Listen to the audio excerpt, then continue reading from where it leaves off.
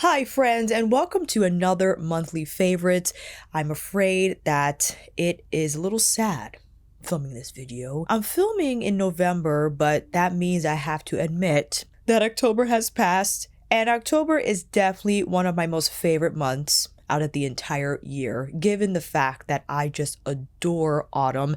And I know we're heading into the winter season and daylight savings time has already passed. It gets dark around 5:30. I prepared myself mentally for that, and maybe call me strange, but I kind of like it. I like the cooler winter months. I do, even if the days are shorter and you can feel a little humbug about it. Maybe that's just ingrained in my DNA. I can't even tell you why. My apologies in advance. But we're here to talk about my October favorites. And I just wanted to say I have quite a many of a wardrobe pick to share, but I think I'll film a separate video when I'm at Maddie's house because Maddie's setup is far better for me showcasing outfits in. So stay tuned for that video, and I'll just mention in that one as well that these were my October picks. But I'll start off with a piece of furniture. Could you have guessed? It's from Ikea, and my quest to find a bathroom stand for my little bathroom that I was successful in discovering. It's made out of bamboo, and I read that bamboo wood is quite resilient in moist environments, bathroom wet types of spaces, and just the dimensions were absolutely perfect for the corner I needed it for. But the most important thing was what I had before. It was this huge, tall steel stand with too many hair products. And what this stand, this newer bamboo stand from Ikea represents is how I was able to get rid of a ton of junk that I acquired that I did not need, and how relieving it was to use a smaller stand and just to buy items that I needed. For example, I repurchased the Dew Mousse Death foam that I use for my twists, and since then I haven't purchased a single styling product for my hair. I whittled it down to the shampoo that I use, the conditioner that I use, the one styler that I use, which is the mousse, and I called it a day. No more of this excessive hair skincare, body care stuff, right? And that's why I love it, because before, the stand that I had in that space was just too large and it felt enclosed and a little claustrophobic in my bathroom. And this Ikea stand is absolutely perfect for the items that I did keep and will continue to do so. I even got a little Lazy Susan for one of the shelves, which Lazy Susans are goated for any products that you have and you have the space for. So I just needed to share that and open the favorites video with that pick because I had a feeling it would work. Of course, when you're shopping for furniture, they list the dimensions and you then measure what you have available, and if everything looks fine from each perspective, then it should be a hit. Now, I wonder if I'm so terrible. I do this every month.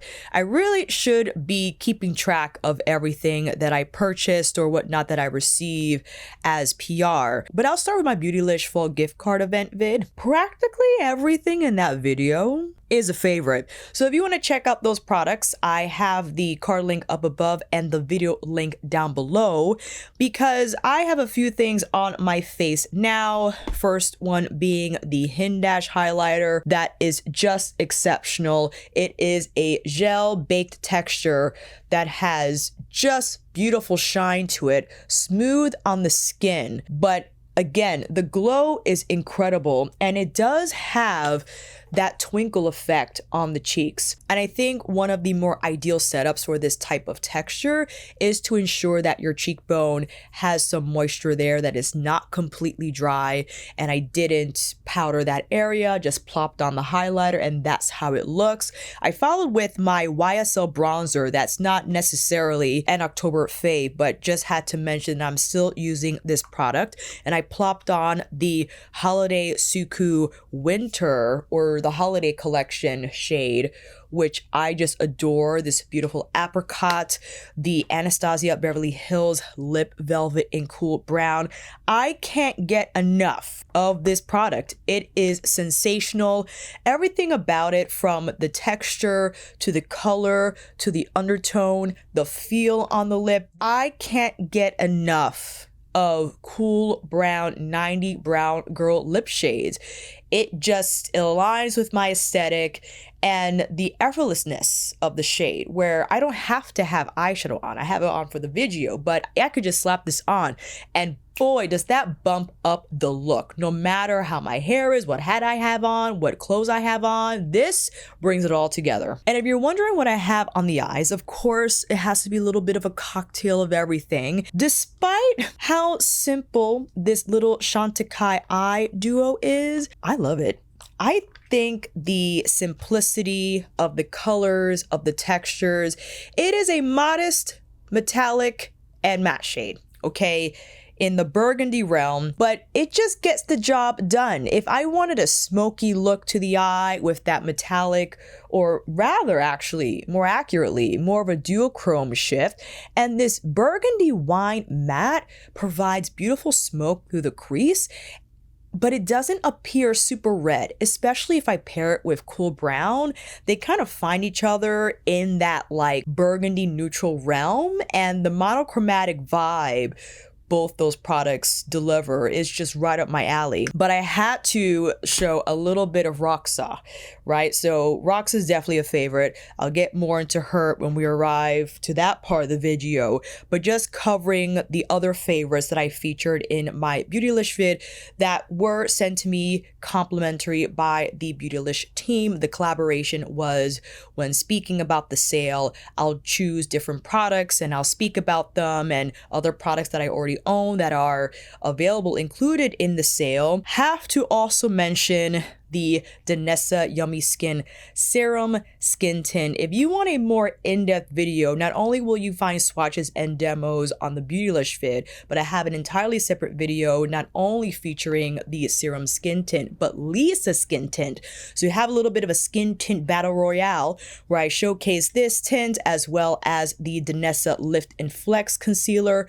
Both these products I have in the shade 9, and what I have on the entire face as well as on the under eye. I think the Yummy Skin Tint is fantastic. I mean, I did say in that original video, my Skin Tint Battle Royale video, that I do prefer Lisa Skin Tint because of its more velvety feel and more soft focus finish on the skin, and the fact that it is a little more neutral leaning and just my dead on shade as well as undertone. But I've been mixing both of them together. Maybe sometimes I'll just put the Lisa tint on the center and the Yummy Skin around the perimeters, right? The entire point is sometimes not one product will deliver it all. Sometimes they do.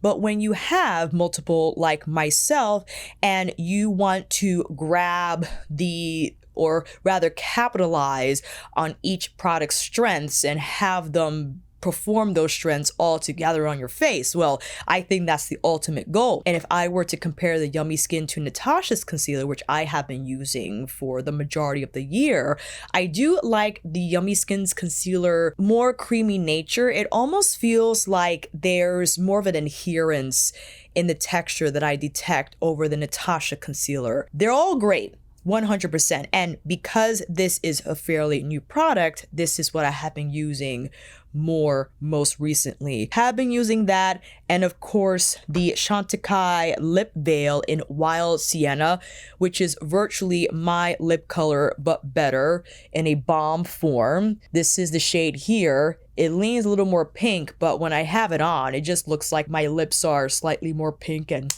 a little more shiny. And as you know, Roxa has to be on this list. It is Natasha Denona's latest release for her midi collection, what I personally have been heavily anticipating because I love and adore Lila and was waiting for Natasha to release a midi palette but with the lila color story. But I would consider this to be a little more lilac leaning, and people did express their opinions about Roxa in my original Roxa video. I actually have 3 Roxa videos: the first impression video, the swapping shadows video, and the 6 look one, where I dove back in and created 6 looks using Roxa because I only did 2 in my first impressions video. Despite the criticisms and the criticisms that I recognize, I adore this palette, and I actually use some of the shades through the crease as well as the inner corner and lower lash line.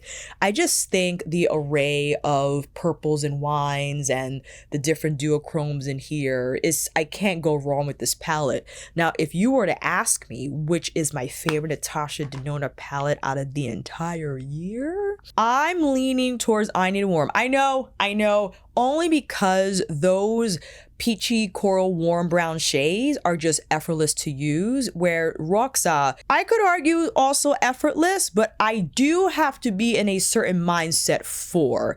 I don't know if I want purple every day, but I could do I Need a Warm every day, and that's just what I'm naturally inclined to apply on my eyes, right? That has nothing to do with, you know, browns being better than purples. That just speaks to my personal preferences.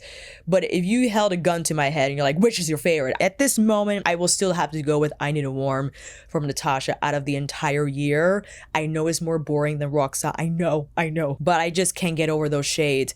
Still though, Roxa I think is fantastic, and for a purple palette, I think one of the more better curated, despite people thinking the original Lila was better. Also with Viseart, we got to consider Viseart one of my most favorite purple palettes now in my current collection. And Mother's Luminous Legends. Look, although I wasn't enthusiastic about this palette as others were, just based off my history with Pat McGrath and having all of her palettes, virtually all of her motherships and a few far in between, I know this isn't the brand's best effort, and I was personally waiting for a mothership palette that we did not receive at the end of the year. Fine. And Luminous Legends, despite how it's not as extravagant as a mothership, I still think it a solid delivery from the brand. You can't go wrong with these various shades and textures that are pretty straightforward and I think enjoyable to use and pretty easy to use. Shine, dazzle, sparkle. I could go on. This is one shade here. This bronze color, I mean, that ain't bad. And then we got this orchid with the blue pearl in there, okay? And check out this matte. The matte texture is one of my most favorite textures from Pat's holiday releases. This softer, fabricy, silky matte that I think just blend friendly heaven, okay? And we have a few of those in the palette. And overall, if you bought this, I think you've been having a blast with it, right? Is it as mind-blowing as Danessa's palette? Not necessarily. Does it invoke the emotions that rise when I use a mothership? Not exactly, but I think it's still good enough for me to mention it as a favorite because Pat McGrath is still one of my most favorite brands despite the disappointments that I had with the brand this year, and I'm still waiting for a mothership. I might be holding on to false hope, but who knows? Oh, I wanted to spotlight this guy here. This was also included in my Beautylish vid list of products. It is the Wayne Goss synthetic brush, specifically the cheek number 2 brush. Originally, I had said maybe not great for complexion, but I changed my mind on that because I do recognize how a more flexible, more medium dense brush, and yes, it is designed for blush application, and I'll get there in a minute. I think it is exceptional for liquid products so that it takes away a little more than a denser brush would and will leave behind a more natural finish on the skin, because I think people tend to over apply a foundation, be it foundation or a tint, and this I think just takes away enough makeup so it doesn't look cakey on the skin. But what I've been using this for, and of course this will be in the November favorites, it is the Merit Blush Tint product that I bought from the Sephora sale. It is in the shade Fox, and what I like to do is rub the balm on the back of my hand and take my Wayne Goss brush, pull that product off and tap it on. And this brush is just perfect for cream blush application, as well as skin tints and foundations, what have you. The way it envelops my entire cheek and evenly distributes the blush tint in a way that's just, I mean, I'm done. See what I mean? And I'll go into this further when diving back into the Merit blush, but I think it better if you want it more color intensity, as well as just not necessarily a soft matte finish, but maybe not as dewy and balmy, but more on the natural soft-ish matte side, is to apply this tint on top of a powder. I had my Suku powder on for blush, and when I applied the Merit, I think now it doesn't look as balmy and dewy, but more on the natural side of things. And especially when you combine it with the Hindash highlighter, the tinty balmy nature of it just invites the highlighter to not appear, if it could, drier on the skin, and just kind of melts with everything so that the highlight to blush gradient appears smoother overall. Ooh, you know what I want to do? I want to take a little bit of this Chantecaille Lippy, the metallic one. Look at the pearl on the bullet and see what would happen if I just placed it over Cool Brown. I like that. It doesn't appear super metallic-y because of the matte texture from Cool Brown, from the lip velvet. It makes it more burnished, but I ain't mad at that. That's pretty. All right, back to it, Alicia. Listen, I spoke about this deodorant in my Sephora recommendations video, and I wanted to speak about it again in my favorites because I do consider it a favorite. It is the aluminum-free, natural types of deodorants from Salt and Stone in the scent Santal and Vetiver. I also have been using the Thai Crystal Deodorant Roll-On. Now, here's the thing, and I wanted to dedicate this portion of the video to give you my observations and experience with this deodorant over the course of October. I do like how when you initially apply it, your armpits smell good. They don't just smell like your typical rose coconut vanilla, but the Santal and Vetiver has a more of a sophisticated and elegant element to the fragrance profile, and I appreciate that. I also appreciate how the stick is a solid, is easy to apply, all that good stuff. Here are the few issues that I ran into. I don't know if it's because the texture of deodorant. It is not an antiperspirant. It is formulated to combat odor, so you will still sweat, but the ingredients are helping so those sweaties, the sweat particles, don't make you stinky. Here's the thing. What I like about this product is that it's just the salt, right? It virtually feels like you're putting on water on your armpits. But what it's meant to do is, again, just to combat the smell. During the month of October, with the various temperature fluctuations that take place, some days are crispy, my favorite days, and some days are just hot. And when I'll take a shower, let's say after training, but I have the rest of the day where maybe I clean the bathroom or I do another house chore, I'll go on a walk, I be sweating. And sometimes I don't want to go back in the shower because I do have dry skin that's prone to being itchy if too dry, and the water exposure can exacerbate those symptoms. So sometimes what I like to do, if I just wear the Thai stick, is just splash water on my armpits, and that takes care of the smell, that takes care of any issues that I have, because again, it's just a salt solution that can be easily rinsed off.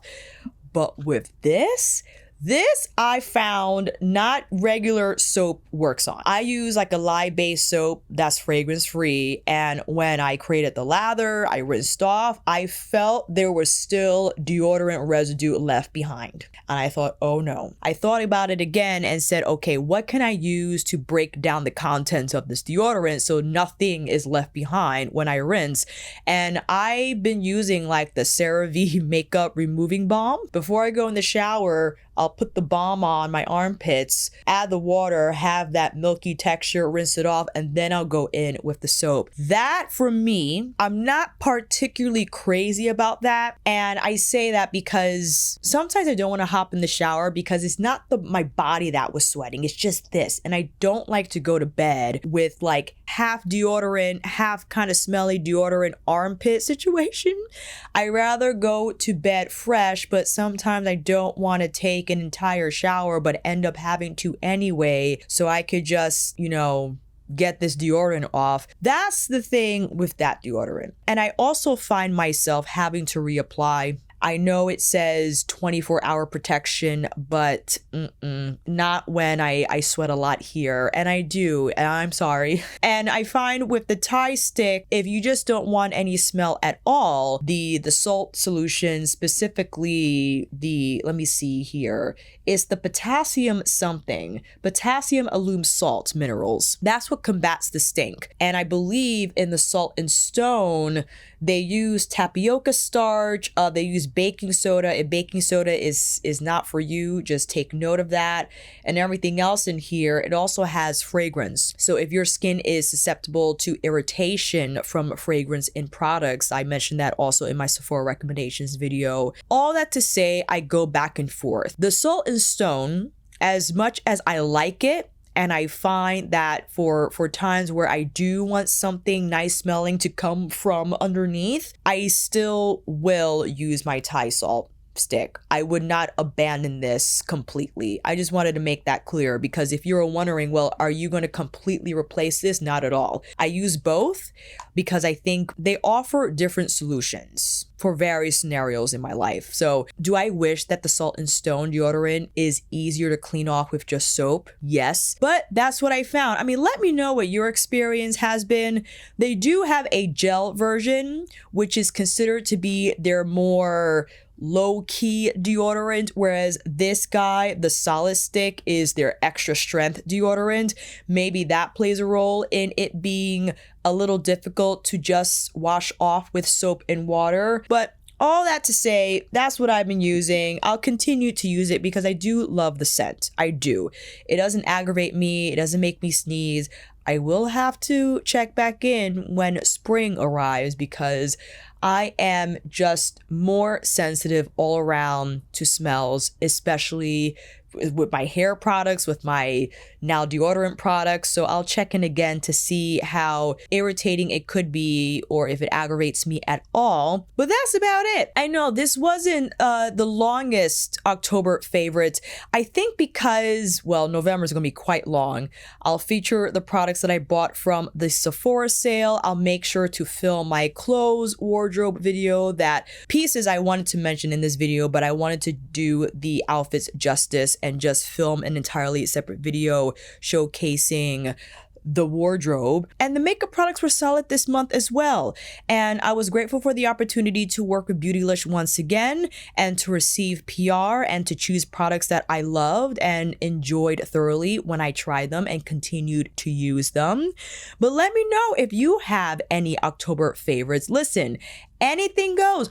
Oh, now I remember. Before we end, don't leave. I have to mention the nail polish I bought from Mooncat. I knew I was forgetting something. I have to pull up these videos that I took because they recently released their Fallen collection, which Michelle, one of the co-owners, was just excited to share. And it was 3 nail polishes I purchased, one of them being Memento Mori. This iridescent pink to copper with like this lavender base. And this was after 2 coats, family. Okay, this color, I can't get over again, that whitish lavender base with the iridescent flip. I can't get enough of it. We have Nocturne, this midnight base with the copper magnetic flip and like copper gold flakes in the polish. I can't get over this magnetic polish. Mooncat formulates one of my most favorite magnetic polishes out of all the brands that I've used. But let me tell you, my favorite out of all 3 has to be Fields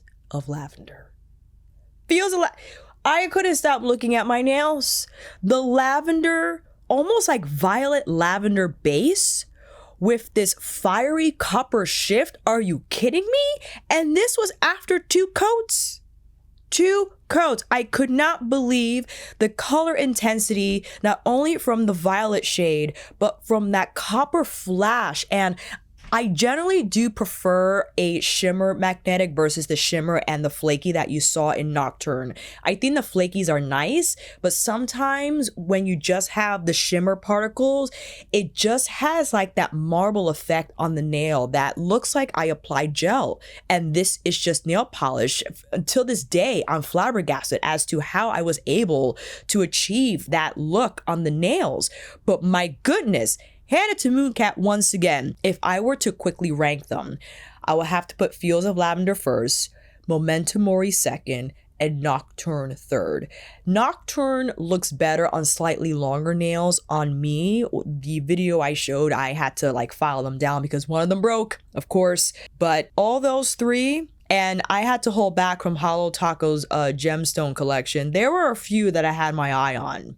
I didn't purchase them yet, but I am thrilled with the selects from Mooncat's Falling collection. And again, Fields of Lavender. You saw the video. Enough said. Now we can wrap the monthly favorites. Thank you for joining me until the end, friend. If you like this video, please consider clicking that thumbs up. Please consider subscribing. If you enjoyed what you saw in this video, I assure you, you will enjoy the rest. And you have to subscribe so you know what my November favorites are. With that said, hopefully I'll see you again. I'll see you all in the comments. Until then, take care.